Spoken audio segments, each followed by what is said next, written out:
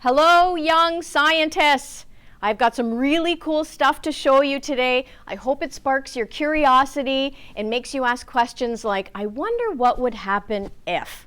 Because that's really what science is. It's being curious, it's trying new things, and it's seeing what will happen. Okay, time to ask some questions. So my activities today are centered around weather, rainbows, clouds, tornadoes. So let me put on my science goggles and let's get started. Okay, so what I have here is all the ingredients for a walking rainbow. I've got 5 cups. These 3 are filled with water. What I'm going to do is drop in some food coloring. What I learned when doing my own experiment at home, the red is a little lazy, so I add a little bit more red to mine. Then I'm going to drop in some yellow.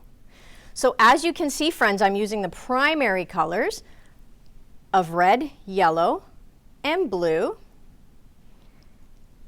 Then you're going to take some rolled up paper towel and you're just going to put them into the cups. Very easy. Slide them in. And things start happening pretty quickly. So we're going to leave this like this for now. And then we're going to come back in a little bit and take a look and see what it's done. But if you look here, this is the one I did at home. The yellow went for a big walk. The blue went for a big walk. The red, it was a little bit more lazy. So that's what science is about. It's just trying new things, see how it works, try again, kind of document what you're seeing. But what you could see is some of the colors mixing to create the green and the purple. Nope, green and orange. So that's the walking rainbow. And we're going to come back and take a look at that and see how it looks. Okay? All right, next I have a little bit of water in a glass and some shaving cream. So what we're doing here is rain cloud in a glass. So I'm going to shake up the shaving cream. I'm going to put a little bit. First I'm going to take the lid off. I'm going to put a little bit on top. I'm going to take my blue food coloring. And then you're going to watch. See what it does. And if you look close, you can see how the raindrops are going through the clouds. So that's what happens. The clouds fill with heavy rain droplets. The cloud gets so heavy that it has to release the rain down on us. And that's what you see happening here. So there's your little rain cloud in a glass experiment.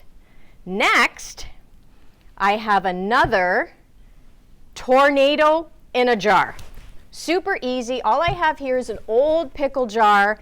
It's got filled most of the way with water. So what you're going to do is you're going to add a couple squirts of liquid soap, a little splash of vinegar, and then you can also add a drop of food coloring. Okay, so we've got all the stuff in there. You're going to put the lid on nice and tight, and you're going to get shaking it around. Look at that cool tornado, my friends. So cool. The only time you really want to see a tornado is in a jar. You don't really want to see one in real life. You can also add another layer to this by dropping in some glitter. So shake a little bit in there, swirl it around. That glitter that you see moving around in there now really kind of represents the debris that you would see in real life with a real tornado. So that's another fun one. Okay, so as you can see, it's been about 30-ish minutes and some things are happening. So the blue is really starting to take its walk, the yellow is starting to go in both directions, and the red, you know, I called the red lazy, but I could be wrong because look, the red is really doing some traveling.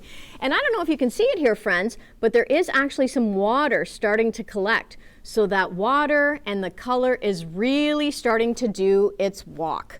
So I hope you'll have fun and try out this really fun, colorful water rainbow experiment.